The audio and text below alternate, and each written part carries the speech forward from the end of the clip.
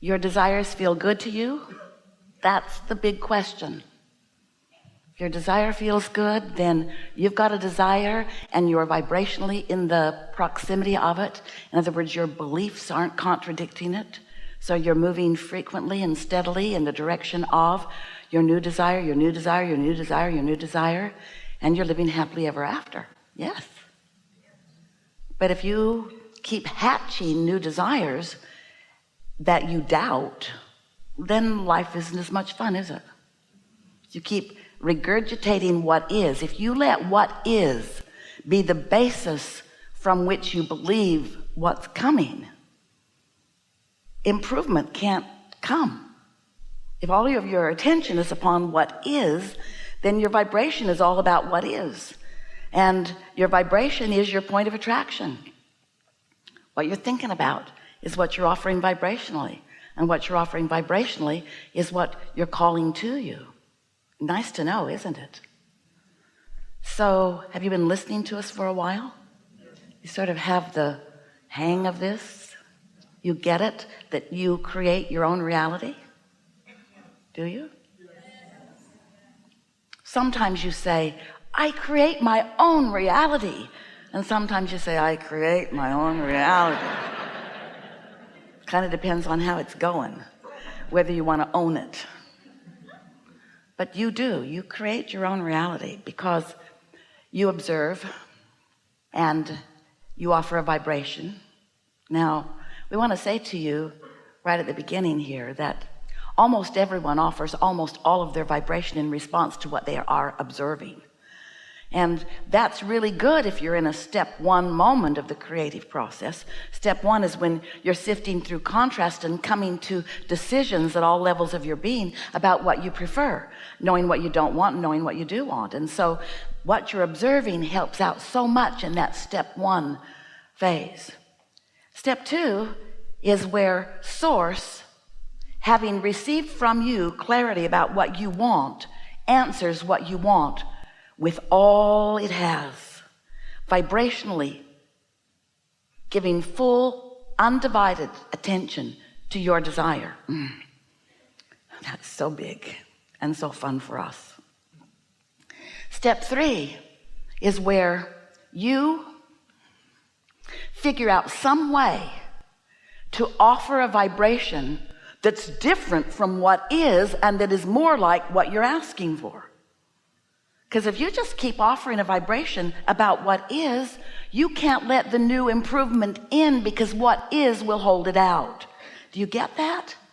If you don't have enough money and so you're sifting and sorting and you can't pay this and you can't go there and you can't do this, and in all of that sifting and sorting, you're launching rockets asking for more prosperity.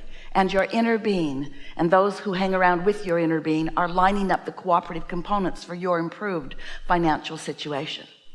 But when you continue to observe your current state of being, talking about it, and therefore fretting about it or worrying about it or complaining about it, then you keep active within yourself a vibration of exactly where you stand. So you can't move, you can't take one step toward the new and improved avalanche of prosperity that is lined up for you, ready for you, being revealed to you, but you've got to realize it. But you can't realize it if you are focused upon what is. So you've got to use your now reality in a very understood way. You have to understand that now reality and what is helps you enormously in relationship with step one, and it is in your way relative to step three. What is won't let you improve. But I can see it and hear it and smell it and taste it and touch it. And I can talk about it and I can blog about it and I can text about it and I can Instagram about it, especially that. I can take pictures about what is. It is. And it's a wonderful thing when you're sifting and sorting through what is and you're finding all of the best parts of it and you're using that as the basis of your good feeling moments. That's a wonderful way of utilizing your awareness of what is. But we're just saying, what is slows down what's coming, especially if you're focused upon what is and you don't feel good when you're focused upon it. We have enjoyed this interaction immensely. There is nothing more that you would ever need to know about how to respond to this world, because everything else is set up to work for you. You were non-physical energy before you came into this physical body, and the larger part of you still is.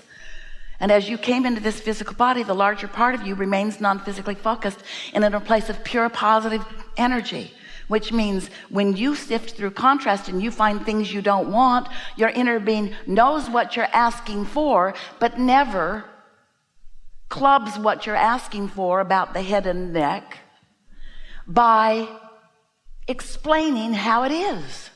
How it is irrelevant to what's becoming. How it is not just irrelevant to what's becoming.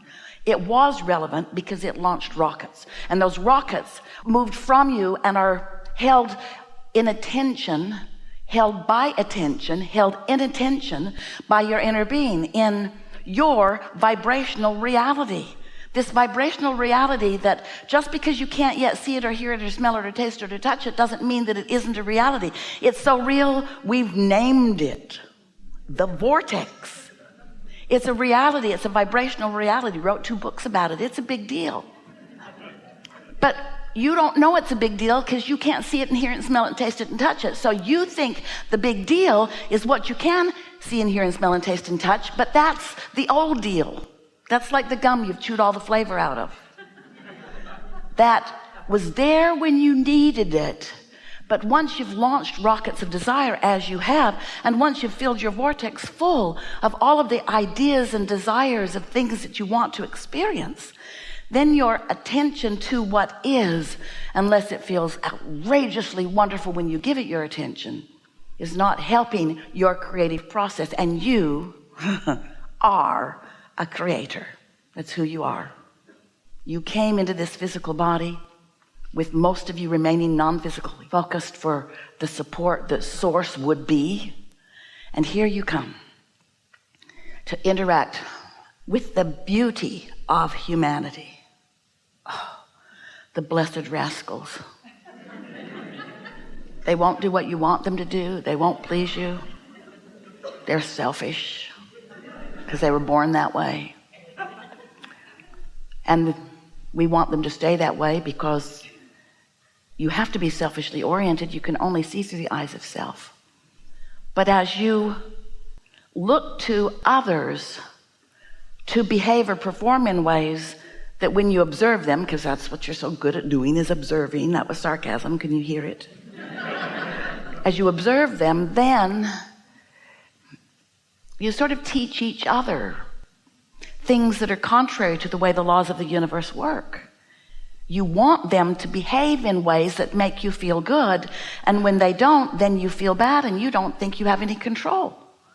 So you blame them, but it isn't about them because they didn't come to behave for you. They came to create too. So today, because we know you are leading edge creators, we can feel you're right out here with new thought bursting within this forum. Today, we're going to find some new ways together of understanding how, yes, you create your own reality. And yes, there is no such thing as assertion. No such thing as assertion. There's only attraction. There's only attraction.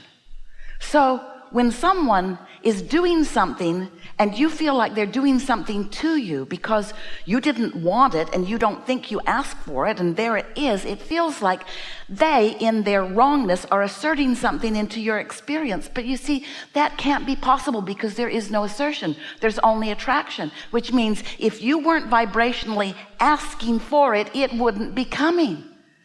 So at most, what they might be is a cooperative component to just give over what you're asking for. If you feel vulnerable or victim or weak or something, and you're really feeling that way, then there will be those who will assist you in feeling more that way, and then you'll blame them. Oh, you made me feel this way. Jerry used to present an idea to us early in his interaction with us. Jerry and Esther were romping around in this city when they met us. It's a nice day.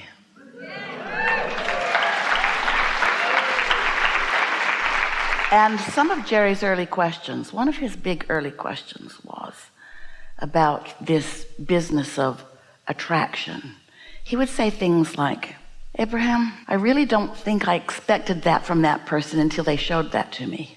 Then after they showed it to me, then I started to expect it. But I didn't really expect it. And we would say, well, there was expectation on your part, or it wouldn't be in your experience. And that's sort of a hard thing to get, isn't it? Because it feels like people or things are happening to you, but nothing ever happens to you. It comes to you because of your vibrational state of being. So once you begin to acknowledge that there is law of attraction, and whatever is coming, you are vibrationally, let's say, it might be easier for you to hear, you are vibrationally inviting it. You're inviting it. You've prepared, over time of living, you've prepared an environment that does invite it. And we want you to understand that you don't have to invite the things that you do not want. But because most are not keenly aware of the existence of their inner being, who has remained non-physically focused, and therefore are not aware of this important state of being, because you are in your human form as an extension of non-physical, and because the non-physical part of you still exists and is actively involved in everything that you are about, you have the potential, in fact you often are experiencing what you could call 2 points of attraction, because there's the inner being part of you who's focused and law of attraction is responding, and then there's the you in your physical form thinking and attracting. And so you have these 2 vibrational points of attraction which equal what your emotional guidance system is all about. The emotions that you feel are your indicator of the relationship between what your inner being is thinking about, what you're thinking about, and why you're thinking about what you're thinking about. So when you feel frisky, when you feel exhilaration, when you feel love or passion, when you feel funny, when you are tuned in, tapped in, turned on, that means you and your inner being for this moment in time are in agreement about the way you're approaching the subject that's active in your mind. Don't you love knowing that? But if you feel fearful or angry, if you feel revengeful, if you feel that emptiness that those emotions feel like, is because you're focused, you've got an opinion or an attitude that is not harmonic with what your inner being knows about you. And so you've got yourself pinched off to some degree, and you can tell by the way you feel how great that degree is from who you really are, who you've become. So here's how it works. You came into this physical body and you know what you don't want, you know what you do want, and you launch these rockets of desire. And when you do, your inner being is there with those rockets of desire from then on. If you're not, then there's separation between you and you. So you see what we were talking about earlier? When you ask for something that your inner being knows to be in the process of becoming, but you choose to look at it as absent or not becoming, then you cause that vibrational disharmony. It's like a sort of tug of war. So we'll be sort of chewing together on what to do about that. I want to get back to something really important, and that's on the new edge of this leading edge that we are all a part of. Since you are out here on this leading edge, and since you are interacting with so many others, we understand why it feels logical to you to give them so much of your attention and to want attention from them. We understand why you want them to understand you, why you want them to get you. We just want to say something to you that might help. Nobody's ever going to get you. They're not going to understand you. You have come as this blessed humanity with such diversity. You didn't come to mimic each other. You came to be springboards to one another for expansion and evolution. Does that make some sense to you? So if you have what you think is the good fortune, and we see it as the bad fortune of having lots of pleasers around you, then what you've got are those who will do their best to conform to you. And what that does, what it really does, while you think it might be the answer to living happily ever after, what it does is it puts you in a position of replacing them, and we love them too, but they are fickle and inconsistent, of replacing them with your true guidance.